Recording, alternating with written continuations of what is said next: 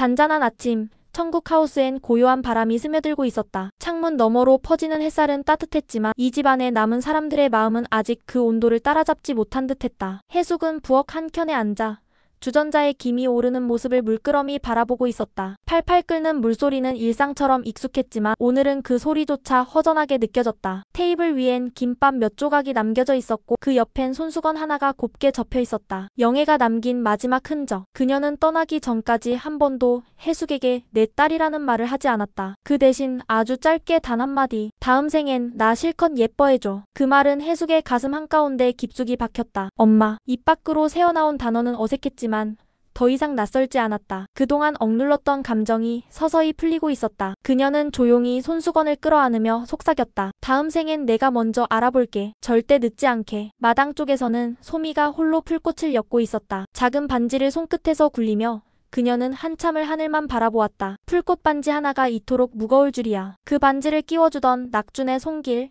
그리고 눈빛이 떠올랐다. 그날 이후 그녀는 점점 혼란스러워지고 있었다. 왜 그렇게 폭주했을까? 그를 향해 달려가던 그 순간 머릿속엔 아무것도 없었다. 기억도 이성도 없고 오직 지켜야 한다는 감정 하나뿐이었다. 강정구가 사라질 때 그녀는 자신이 어떤 진실을 놓치고 있었는지도 알 수 없었다. 마치 강정구라는 인물은 그녀에게 있어 미완의 퍼즐 조각 같았다. 붙잡고 싶은데 정확히 어디에 놓여야 할지 알 수 없는 퍼즐. 그녀는 손으로 이마를 짚으며 한숨을 내쉬었다. 그리고 조용히 되뇌었다. 지상 업무 복귀가 불가능하다고 했지. 그럼 이제 아저씨는 나랑 더 이상 같이 못 있는 건가? 멀리서 낙주는 그녀를 지켜보고 있었다. 어제보다 더 깊어진 표정, 말하지 않아도 느껴지는 거리감. 그는 여전히 그녀 곁에 있고 싶었지만 천국의 규율은 그를 더 이상 허락하지 않았다. 아무 말 없이 바라만 봤다. 가까이 다가갈수록 그녀가 흔들릴까봐. 그리고 자신 역시 더는 감정을 다잡을 수 없을까 두려웠다. 그때 해숙이 마당으로 나왔다. 소미와 낙준을 번갈아 바라보며 조용히 입을 열었다. 반지 하나에 너무 마음 실지 마. 꽃은 시들고 사람도 흩어지는 거니까. 그 말에 소미는 고개를 들었고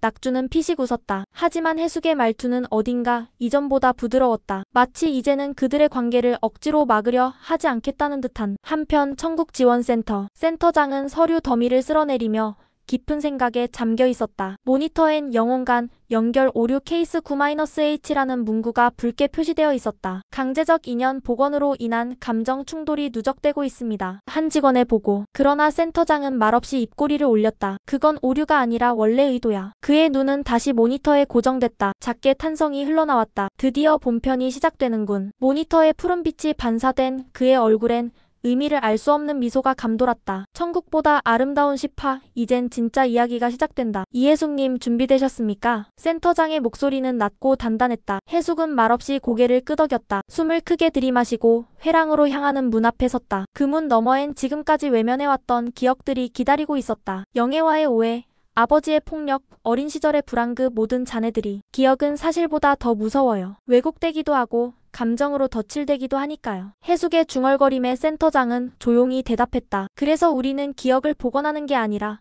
감정을 복원하죠. 문이 열리고 해숙은 천천히 회랑으로 발을 내디뎠다. 그 순간 벽면 전체의 장면들이 흘러가기 시작했다. 모래사장 위의 발자국, 어린 해숙이 울고 있던 밤, 영애가 등을 돌리던 순간, 그리고는 그림자처럼 뒤따르던 아버지의 냉담한 시선. 해숙은 숨을 헐떡였다. 왜 난 이걸 이렇게 기억하고 있었을까? 그녀는 그 장면들이 진짜일까?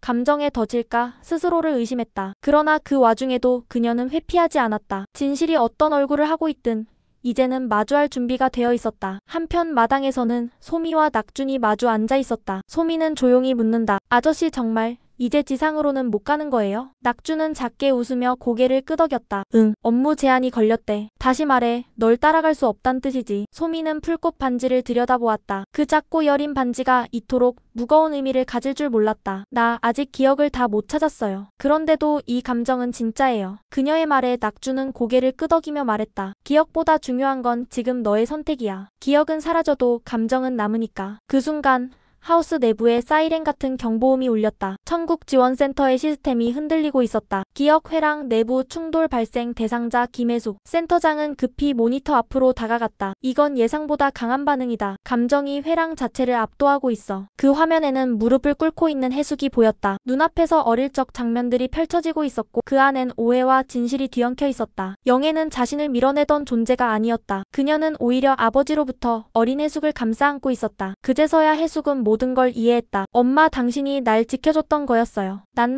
왜 그걸 몰랐을까요? 그녀의 어깨가 떨리고 눈물이 멈추지 않았다. 그동안 증오하고 미워했던 시간들이 하나둘 녹아내렸다. 그리고 그 중심엔 언제나 자신을 향한 사랑이 있었다는 것을. 회랑은 점점 불안정해졌고 천장은 금이 가기 시작했다. 센터장이 명령을 내렸다. 긴급 정화 코드 실행. 감정 파열 수준 5단계 진입. 보호 조치 시작. 직원들이 뛰쳐나가 혜숙을 회랑 밖으로 구조했고 그녀는 정신을 잃은 채 들려나왔다. 하지만 그 얼굴엔 처음 보는 편안한 미소가 어렸다. 그녀는 오해를 풀었고 진실을 마주했다. 마침내 스스로를 용서할 수 있었다. 이때 회랑의 붕괴 전 마지막으로 떠오른 화면. 그건 영애가 남긴 편지의 한 구절이었다. 넌 내 자식이야. 단 한 번도 아니었던 적 없었어. 조용한 치료실. 혜숙이 천천히 눈을 떴다. 창문 너머엔 이른 오후의 햇살이 스며들고 있었다. 그녀는 한참을 멍하니 누워있다가 조용히 중얼거렸다. 엄마, 나 이제 괜찮아요. 센서가 그녀의 뇌파를 측정하며 안정 수치를 기록했다. 센터장은 그 데이터를 내려다보며 말했다. 기억은 파편으로 남을 수 있지만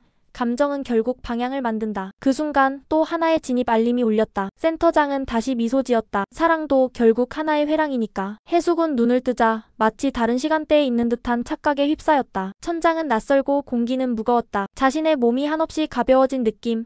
하지만 마음 한편은 알 수 없는 두려움이 엄습하고 있었다. 그녀는 천천히 일어나며 속삭였다. 여긴 어디지? 그녀가 다시 회랑 속으로 들어간 것이었다. 이번엔 센터의 시스템 오류로 의도하지 않은 상태에서 기억 속 깊은 층위에 접속된 것이다. 화면처럼 펼쳐진 공간엔 한때 잊으려 했던 과거가 생생하게 재생되고 있었다. 어린 혜숙이 낡은 신발을 꼭 쥔 채 울고 있는 장면. 그 옆엔 그림자처럼 서 있는 영애의 젊은 모습. 그리고 뒤이어 등장한 아버지. 또 시작이군. 혜숙은 작게 읊조리며 숨을 들이켰다. 하지만 이번엔 뭔가 달랐다. 화면 속 영애는 무심히 등을 돌린 것이 아니라 어린 혜숙을 뒤에서 감싸 안고 있었다. 눈물 젖은 얼굴로 아이를 끌어안으며 뒤에서 다가오는 남자를 막아섰다. 해치지 마. 이 아이는 내 딸이야. 혜숙의 눈이 커졌다. 그게 진실이었어? 수십 년을 오해로 채워왔던 기억이 순식간에 무너졌다. 그녀는 무릎을 꿇고 오열했다. 엄마, 날 지키려 했던 거였구나. 회랑은 감정의 파도에 흔들리기 시작했다. 시스템은 불안정했고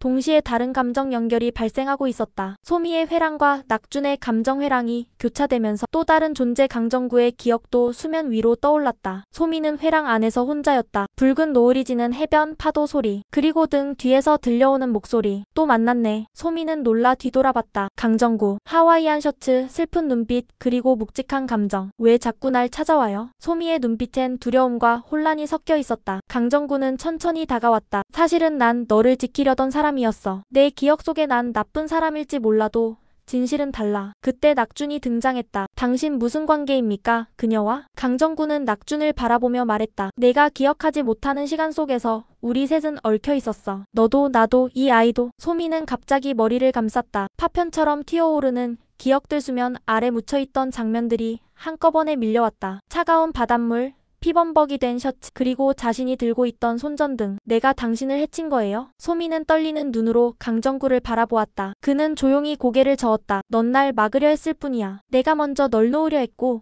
그걸 네가 막았던 거야. 낙주는 그 말을 듣고 충격에 빠졌다. 그럼 난 왜 아무것도 기억하지 못하죠? 강정구는 의미심장하게 말했다. 그날 밤 내가 본 건 진실이 아니었어. 넌 스스로를 속이기로 선택했지. 회랑은 폭주했다. 감정, 기억, 시간의 경계가 무너졌다. 소미, 낙준, 혜숙, 그리고 영애의 회랑이 하나로 연결되며 수많은 장면이 동시에 펼쳐졌다. 아버지의 폭력, 영애의 희생, 혜숙의 억울함, 낙준의 망각, 소미의 혼란, 그리고 그 모든 퍼즐을 하나로 잇는 마지막 장면. 영애가 혜숙의 손을 잡고 말했다. 기억은 잊혀질 수 있어도 사랑은 사라지지 않아. 넌 내 딸이야. 단 한 번도 아니었던 적 없었어. 그 말이 끝나자 회랑이 붕괴되기 시작했다. 강정구의 모습이 흩어지며 마지막 말을 남긴다. 이젠 자유롭게 살아. 미워하지 말고 붙잡지도 말고. 그는 빛 속으로 사라졌고 주변이 흰 안개로 물들었다. 세 사람은 회랑 중심에 남겨져 있었다. 해숙은 조용히 말했다. 이제야 우린 모두 제자리로 돌아왔구나. 모든 감정의 끝, 그리고 새로운 시작을 알리는 평온이 깃들었다. 회랑의 붕괴 이후